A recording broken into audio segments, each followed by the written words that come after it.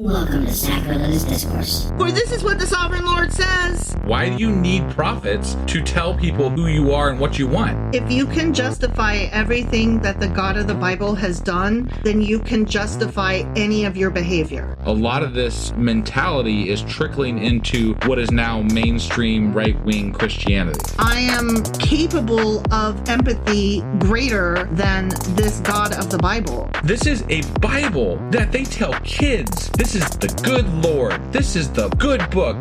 He is fantasizing about murder, mass murder. Head over to sacrilegiousdiscourse.com right now to find out how to leave us a review or support us on Patreon.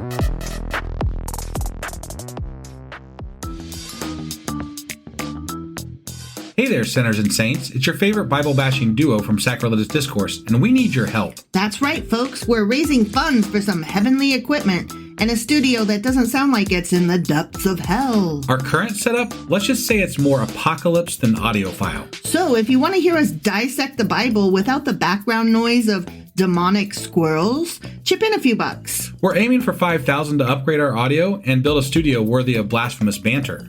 Donate today and help us spread the good word of atheism. You can find a link right on our homepage, sacrilegiousdiscourse.com. Every dollar counts. Even if it's from your collection plate.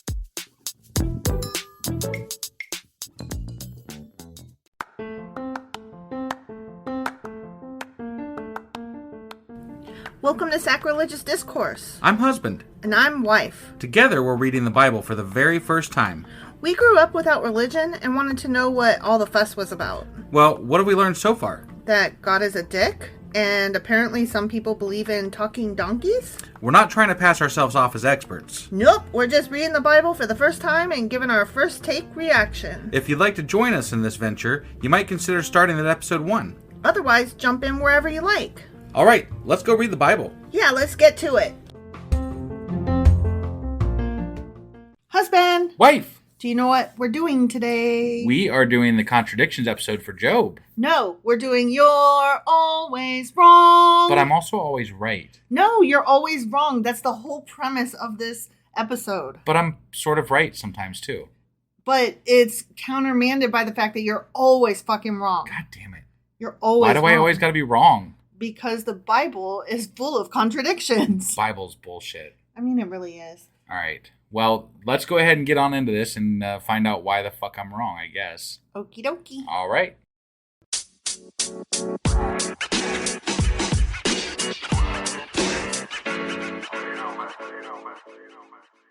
Hey, husband. What? Guess what? What? You're always wrong. Fuck that. So, I went through the contradictions that are found in the book of Job. Okay. And there were like 20 some odd, but I could only grab about 7 of them because a lot of them take place in the New Testament, which we haven't reached yet. Got it. Yeah. Okay. So that's fair. There were several also that take place in Psalms, which I think is the next book we're supposed to read, maybe? Question mark? All right. So anyway, sorry. I mean, it is what it is, you know. I mean, we can only focus on the contradictions that we've read thus far. Thus far. So, yes. And we'll get to those other contradictions when we get to Psalms in the New Testament. Yeah. So toward that end, are you ready to test I'm your ready. knowledge? I'm ready. Okay, number 1. Okay. Does God know and see everything? Yes or no? No, because he couldn't even see that Cain had killed Abel. That is one of the examples. Very good. So there were other examples of no. Let me try to find my fucking answers. Hold on a sec here. Oh, okay. You're losing your fucking place right off the bat. No, I'm not lost. It's just there's a whole fucking list of yes and no. And I failed to categorize it. There correctly. it is. Okay. No, I kept overlooking it. This is a long list. Got okay? it. Yeah. So you're right. In this particular case, there are some things that God doesn't know and can't see. Right. He couldn't see Adam and Eve when they hid in the Garden of Eden. And he couldn't see Cain after he killed Abel because he hid in the land of Nod from the face of God. Right. Okay. Yep. He came down to see the Tower of Babel because apparently he couldn't see it from where he was sitting. Okay. Yep. He had to come Need to get that Sodom. eyesight checked. Mm-hmm. You know? Yeah, exactly. he came down to Sodom to see if the Sodomites were really as bad as he'd heard. Okay. He was like, let me check these fools out before I smite them. I think he just wanted to go to a party. Probably. He didn't know that Abraham feared God until Abraham showed his willingness to murder his own son for God. Okay. You know, that's a good example, right. I think. Yeah. God lost a wrestling match with Jacob, remember? I mean, it was It was understood that was God. Right. Even No, though, I know. Yeah.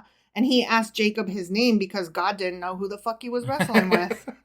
Then why was he wrestling him in the first place then? It was so weird. That was such a weird thing. It was weird. It was, Jacob had got all of his family and everything across the river or some shit. And he was the brother. last one. He was getting ready to meet his brother. Yeah. And it was like, and then there was a wrestling match in the fucking desert. Yeah. And it was what? it was like relevant to nothing. Yeah.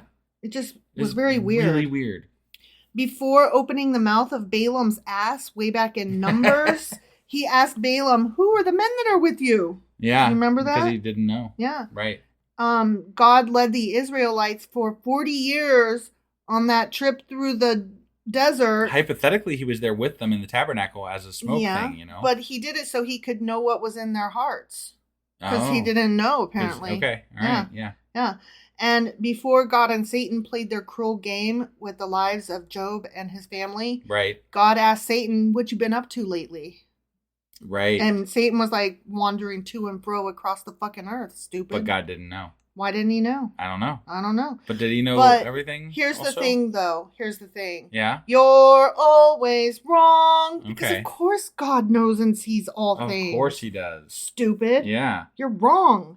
He knows the secrets of everyone's hearts. Okay. Like in Acts it says, Thou Lord, which knowest the hearts of all men. Okay. And in Job, he's a literal mind reader because no thought can be withholden from thee. Right. Okay. Yeah. So there were some other examples, but again, they were from places we haven't read yet. Got it. So, but yeah, contradictions, yes and no. Okay. All right. So God doesn't see all, but he does see all. But he does, because you're always wrong. I'm always wrong. You can't possibly pick the right answer with these. Apparently not. Yeah. Okay, you ready to move on? I'm ready to move on. Number 2, what does the earth set upon? And it's not turtles. There are not turtles all the way down. What is it set upon? Yeah, what is it set upon? I don't remember. Well, your choices are nothing or pillars. I'm going to go with nothing. Okay, right. In Job, it says, he stretched out the north over the empty place and hanged the earth upon nothing. Okay. All right. But guess what? What? You're always wrong. Okay. Because it was pillars. It was pillars? Yeah, in 1 Samuel and in Job. Has Google Earth found these pillars? I mean, I don't know. No? Okay. You don't know? I don't care. I'm just curious. Yeah. So, number 3. Has there ever been a righteous person? Yes or no? Yeah. Yes. Yes? Yeah. Wasn't David righteous? There were several, and David was one. Okay. Yeah. Also, Abel, Lot, Noah, Daniel, Job, lots of people. Okay, yeah. He even told Noah in Genesis, I have seen a righteous man before me. Right, okay? yeah. And in 2 Samuel, he says, the Lord hath recompensed me, David, according to my righteousness. Mm-hmm. So, okay. Yeah, but guess what? What? You're always wrong. Fucking hell. There's never been a fucking righteous person ever. That's bullshit. Okay. I mean, that's what I would think, but... I mean, it says it lots of places that we haven't been to yet, but in Job, it says, what is a man that he should be clean, and he which is born of woman that he should be righteous. Okay. So, yeah, nope. No righteous people. No righteous people. Got it. Number 4, when were the stars made? Wasn't that back in Genesis somewhere? Yes, they were made in Genesis. Which day? Which day? I'm gonna go with the 4th day. Oh my God, that is one of the answers. All right, you pulled that out of your ass. I didn't. It's either like the lights. I had ideas in my head there. Okay. Come on now, I'm not that bad. Well, one of the answers is yes, on the 4th day of creation after the earth was made. Got it. In Genesis chapter 1, verse 1, it says, in the beginning, God created the heaven and the earth. Okay. And then in Genesis chapter 1, verses 16 through 19, it says he made the stars also. Blah, Got blah, it. blah, blah, blah. Okay. Okay. Mm-hmm. But guess what? I'm right. You're always wrong. Damn it. Because in Job chapter 38, he says, where wast thou when I laid the foundations of the earth, when the morning stars sang together? What? But how does that contradict exactly? Because before he was saying that he made the stars after the earth was made, and here he's saying that the stars were singing together before the earth was even, the foundations were even laid. Okay. All right. Fair enough. Yeah. Fair enough. Yeah. All right. It's a stretch of a It's a stretch contradiction. a bit. I mean, but it is God saying that, right? Yeah. So I mean, like God He should have phrased it God better. should remember when he built, the universe. Not only should he have phrased it better, he should have had his people that are writing it down who are mere men. Because he's God, he could come down and grab the pen out of their hands and be like, you wrote that wrong. Right. Let me just fix that for you. I would think of all the things. If you're God, you would remember when you made everything. Yeah. But even within Genesis, there are two different creation stories. Well, there's really two different gods, weren't there? Like there was the Elohim and then the Yahweh, and it was all in Genesis in the same book. In the same book. That was crazy. Yep. All right, number 5. Can God do anything? Can God do anything? Mm-hmm. Well, I mean, my personal opinion is no. Right, and it's one of your favorite examples of no. So go with that. What was one of the things that God has problems with? Niceness? No. Remember? Not killing people. He's powerless against iron. Oh, that's right. Right. Yeah. That was in the book of Judges. I forgot about that. He's I didn't forget about it, but I mean, like, it didn't come to me just now. You just recently used that as an example of how much he's silly. Right. Yeah. He's powerless against iron because such a again, weird. It's fucking weird. Well, a lot of fairy tale stories have monsters and beasts that iron will restrain them or stop them. Yeah. So it's just. But you would think as Christianity / God evolves, right, and gets further and further into modern history, right? You would think they would do away, like maybe just scratch out those sections where he's like, allergic to iron. Right. So, but guess what though? What? You're always wrong. All right. Because God can do anything. There are several examples here of things he can do. Let's hear what the things he can do are. Okay. In Genesis chapter 18, it says, is there anything too hard for the Lord? Because Sarah had laughed at God for even suggesting that he could make Sarah pregnant because, she was so fucking old. Yeah. But is anything too hard for the Lord except for iron? Right.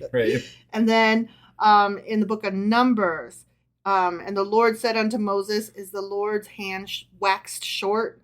Because Moses had doubted that God could feed his soldiers, the 600,000 soldiers. Right. And God's basically like, the fuck? Do I have a short hand here or something? Right. So, also in the book of Job, Job answered the Lord and said, I know thou canst do everything.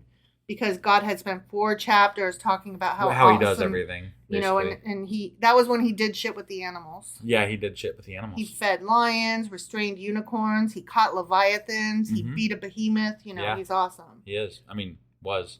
Yeah. Maybe? No. Okay. So number 6. Can God be seen? I mean, yeah. Which one? I mean, I just have to pick one, right? Yeah, it's a yes or a no. Yes. Yes? Okay. I mean, Moses saw him. Mm-hmm. I mean, I think he saw like his ass or something. It wasn't Moses like saw his butthole. Skeet up, butt up. Yeah, Abraham saw God several times in the book of Genesis. I'm not going to mention all of them, but yes, he saw him multiple times. Okay. And then Isaac saw him twice. Okay. And one was in Genesis, another time was in Exodus. Right. Jacob saw God face to face and even beat him in a wrestling match. Yeah. So that happened. He appeared to Jacob again when he came out of Padanaram. Remember Bananarama? Yes. That was in Genesis. And then, he appeared to Jacob, and he appeared to Moses. And like you said, Moses got to see his butt. And actually the word is, what is it? His backside. His back parts. That was in Exodus chapter 33. And I, God, will take away my hand, and thou, Moses, shalt see my back parts. Right, yeah. I thought that was the funniest thing. I'm like, he's literally showing him his ass. Yep. And then Moses, Aaron, Nadab, Abihu, and 70 elders saw God. Yeah.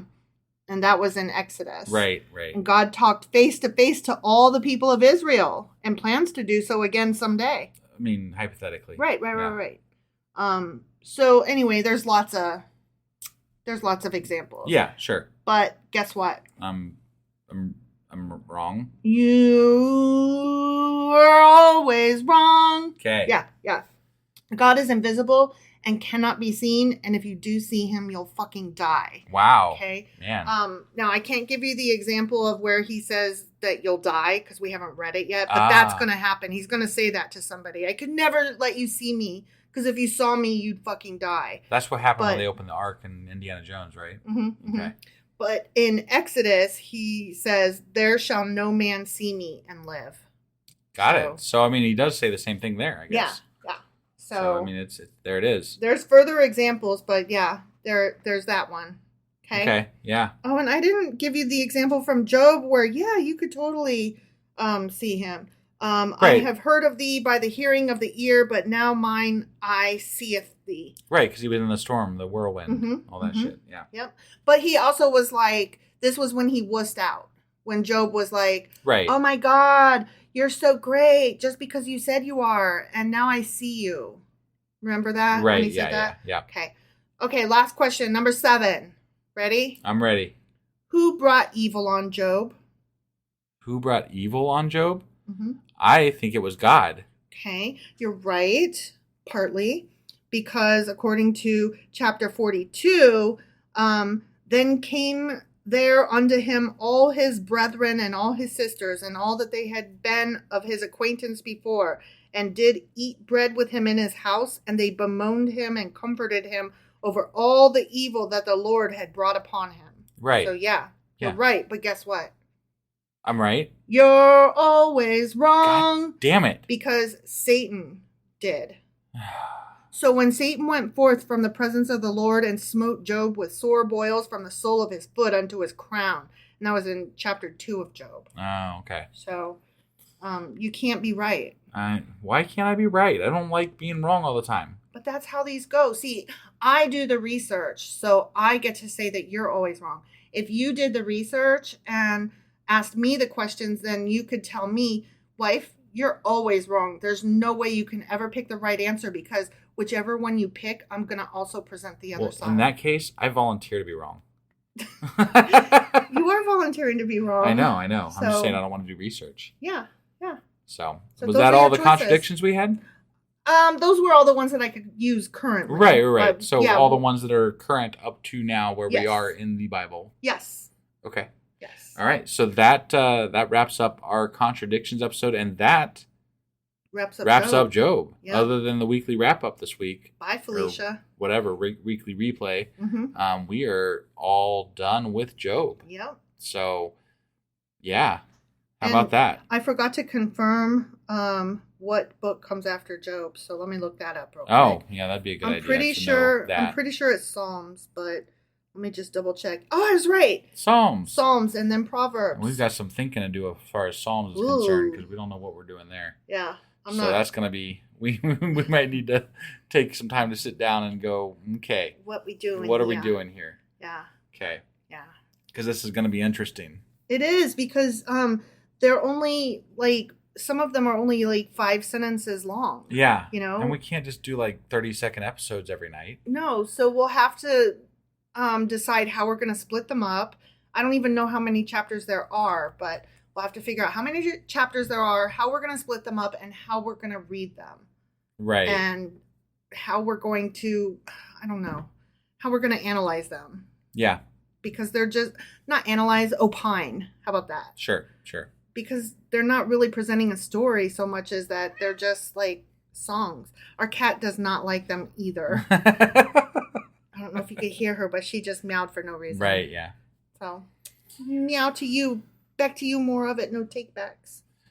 All right, so we are done with Job. We are done with Job forever, ever after. And we will see you guys soon? Tomorrow with something. What did we decide again? Did we decide? We did. We were either going to do an Isaac Asimov, pull that out, the vault. Oh, and we still need to do a Contradictions episode for Genesis. And I need to throw that on our standalone podcast that we have for Genesis. Yeah, we had thought about but we're going going to to also share some of that over here too. So yeah. So we might be doing that this week too. Yeah. And then I need to finish that up and start the Exodus standalone episode or podcast also. So yeah. So those are some things coming down the pike. I'm not sure which one we're doing tomorrow. I want to say that I had suggested the Isaac Asimov, and you said yes until you remembered the Genesis Contradictions. Well, I've only been asking to get that done for years. It feels like it. I know. All right, let's hop on off here. Hey. Hey. Hey. All right. Hey. Bye, y'all. Bye.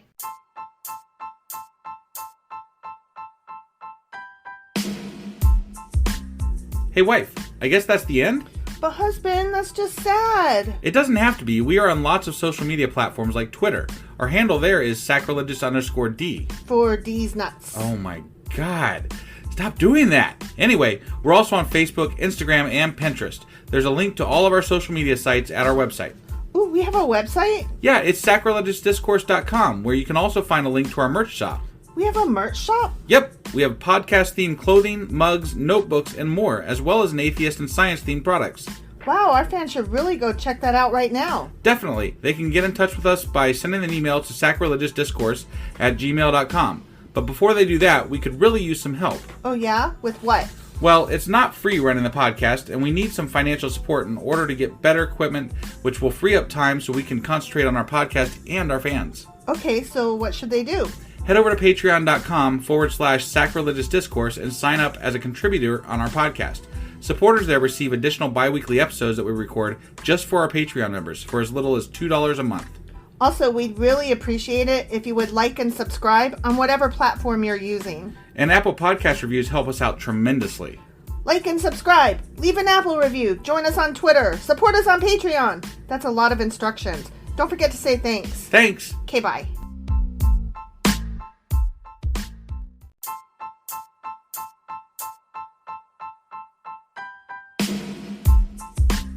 Hey, wife, I guess that's the end?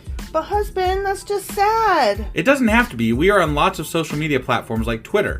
Our handle there is sacrilegious_D. For D's nuts. Oh my God. Stop doing that. Anyway, we're also on Facebook, Instagram, and Pinterest. There's a link to all of our social media sites at our website. Ooh, we have a website? Yeah, it's sacrilegiousdiscourse.com, where you can also find a link to our merch shop. We have a merch shop? Yep, we have podcast-themed clothing, mugs, notebooks, and more, as well as an atheist and science-themed products. Wow, our fans should really go check that out right now. Definitely. They can get in touch with us by sending an email to sacrilegiousdiscourse@gmail.com. But before they do that, we could really use some help. Oh yeah? With what? Well, it's not free running the podcast, and we need some financial support in order to get better equipment, which will free up time so we can concentrate on our podcast and our fans. Okay, so what should they do? Head over to patreon.com/sacrilegiousdiscourse and sign up as a contributor on our podcast. Supporters there receive additional bi-weekly episodes that we record just for our Patreon members for as little as $2 a month. Also, we'd really appreciate it if you would like and subscribe on whatever platform you're using. And Apple Podcast reviews help us out tremendously. Like and subscribe. Leave an Apple review. Join us on Twitter. Support us on Patreon. That's a lot of instructions. Don't forget to say thanks. Thanks. Okay, bye.